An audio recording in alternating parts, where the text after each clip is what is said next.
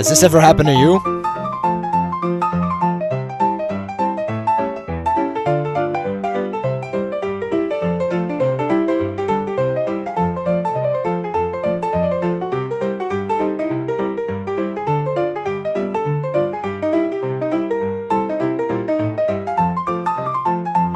Frustrating, right?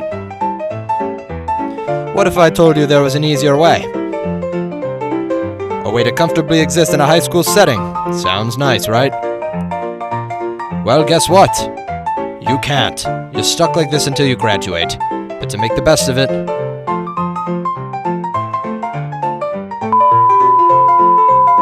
that's a toddy for you, young man.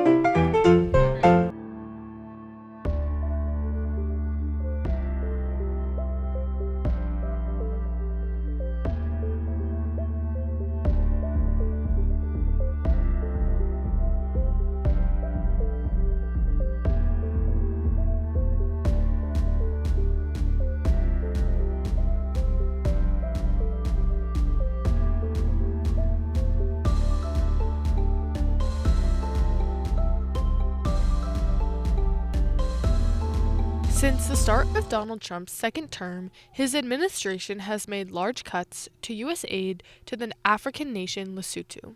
There are around 260,000 HIV-positive people in the country, making it one of the highest rates of HIV infection in the world.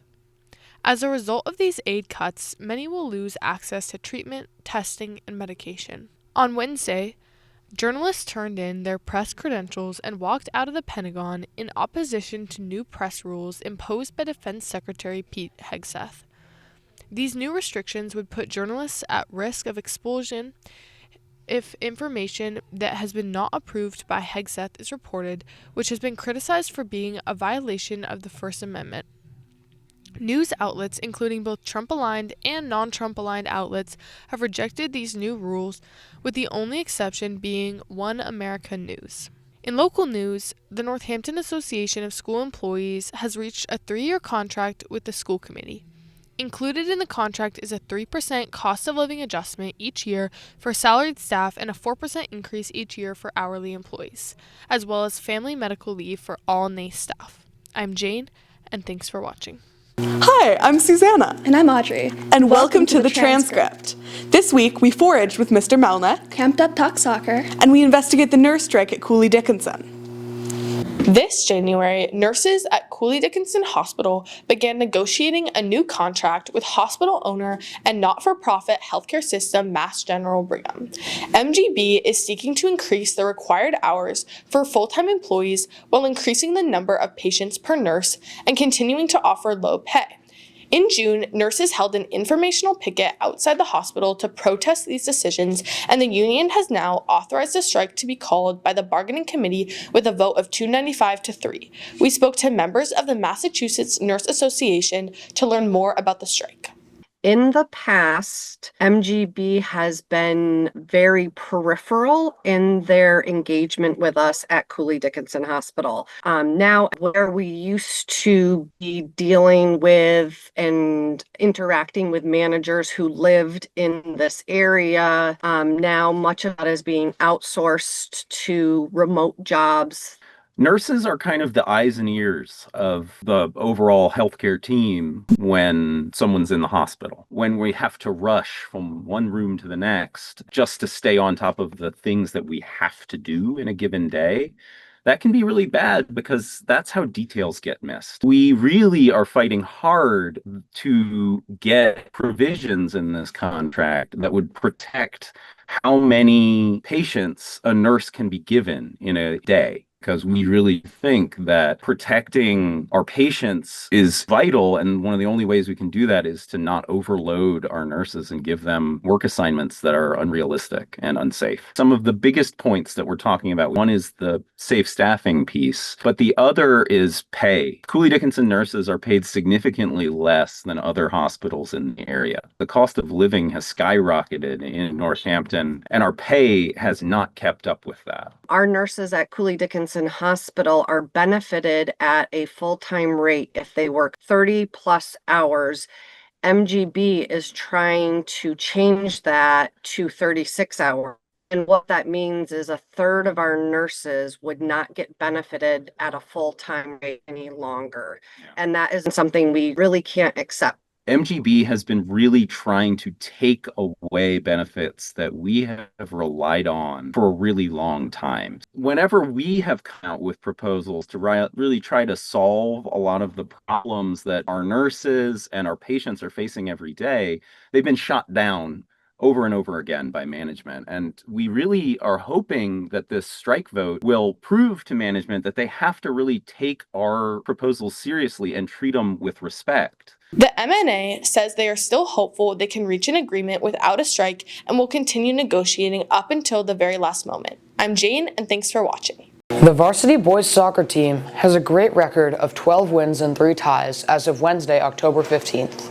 Compared to their last season, their team has improved greatly with no losses. We're interviewing players to see what skills they've contributed and what the team has done as a whole to improve this much since last season.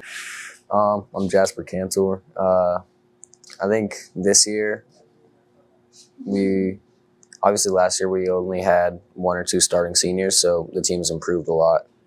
And we're made up of mostly juniors and seniors, so I think this is the year for some winning. I think they've done a good job. I think the sophomores especially have come into the team really good. And, the freshmen, it's their first year, and for them it's just about work ethic and, how they can contribute to the JV and JVB squads. And what do you think is a reachable goal this year? Our goal, we've already won the league title and qualified for Western Mass and States, so our goal is to win Western Mass and States. And what do you think is the biggest roadblock to do that? Well, obviously there's a lot of good teams, like Westside and Longmeadow, and Oliver Ames is #1 in the state right now. But we have a big game today with Westside, and I think it's a lot of individual stuff.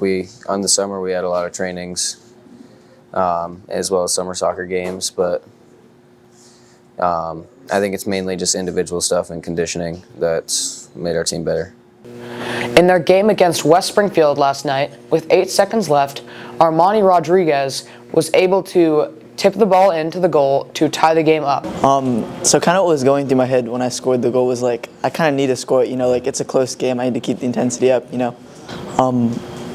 comparison to the other team, West Springfield's a very strong team, probably one of the better teams we've played so far. Definitely bouncing back from getting scored on because we had a PK opportunity, and to bounce back from not scoring a PK and then giving up a PK and getting scored on, that's hard to keep the intensity up.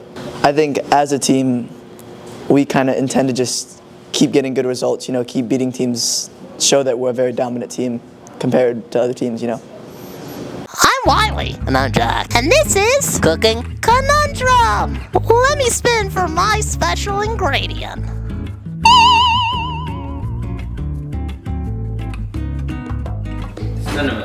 Cinnamon. All right, cool. And now I'm spinning for my special ingredient.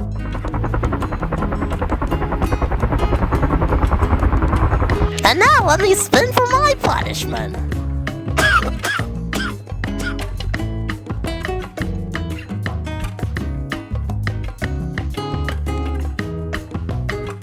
What'd you get? I got strawberries, Pop-Tart, Cool Whip, and Sour Patch watermelons. What was your budget? $20. How much did you spend? $13. All right, Wiley, what'd you get? I got apple chips, confectioner's sugar, cinnamon twists, cream cheese, and cinnamon. How much was your budget? $20. How much did you spend? $19.50. All right, awesome. Let's get cooking.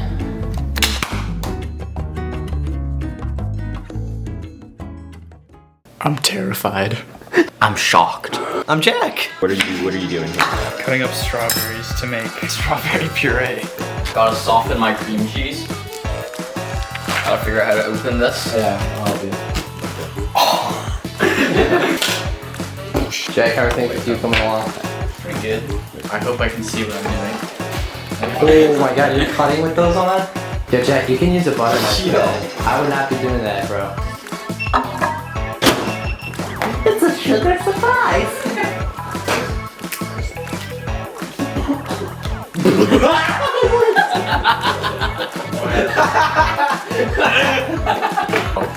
What, Bert?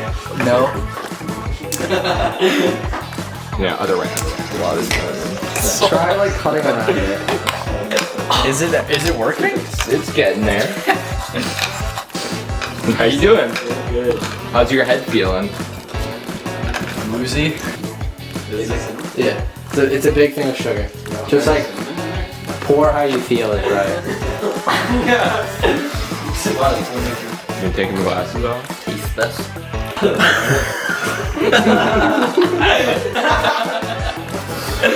Let's see.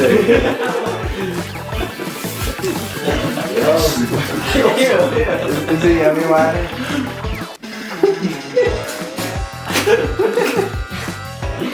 Keep going. Cut this, Jack. It's me, your mentor. Is that you, Sensei? It's me. Where are you? I'm in heaven now. Hey, Damien, stop controlling my movements from afar.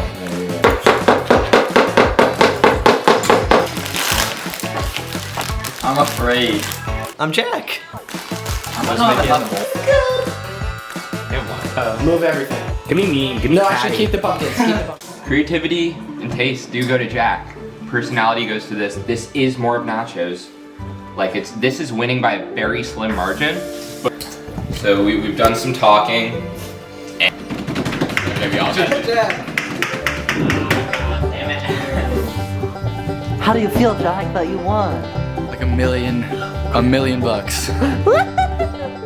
Welcome to Teacher Spotlight, where we get to know a teacher and their hobby. This week, we interviewed Mr. Monick and learned more about his foraging experience and how it relates to his homesteading class. What got me into foraging was, honestly, my parents used to do it a little bit when I was younger, so when I got older, I kind of just got into it on my own.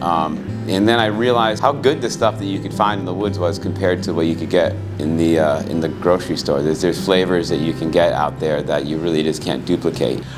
We came out here, we looked around, we checked the dead trees for things that we could pick. If you just look out here and looking on the ground and it's been raining lately, you'll find something.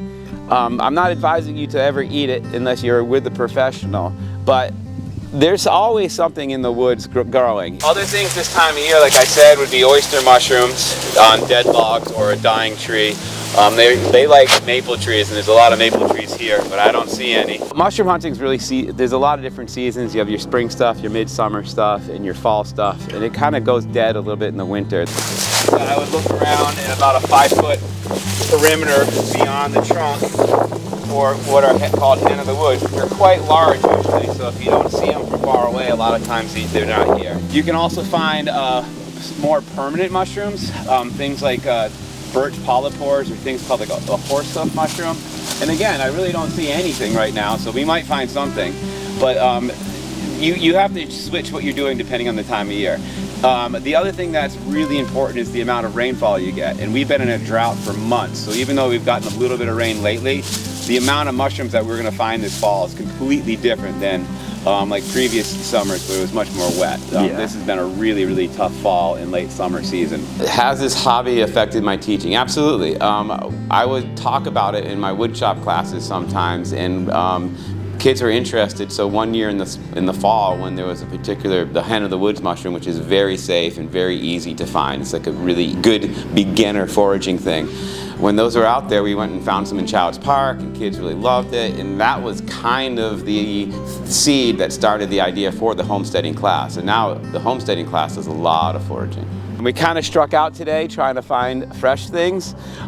We just came out over the hen of the wood season, just kind of ended, but it wasn't a great one. Another thing about mushrooms is you're really dependent on a lot of rain, and if you don't have a lot of rain, you don't have a lot of stuff growing. Thank you for watching. Tune in next week where we interview Trevor about his hobby. Welcome back to Hallway Hot Takes.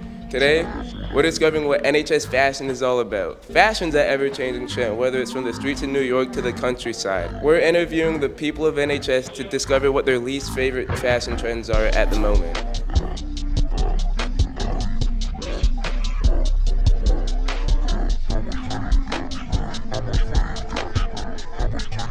Alright, so who am I here with?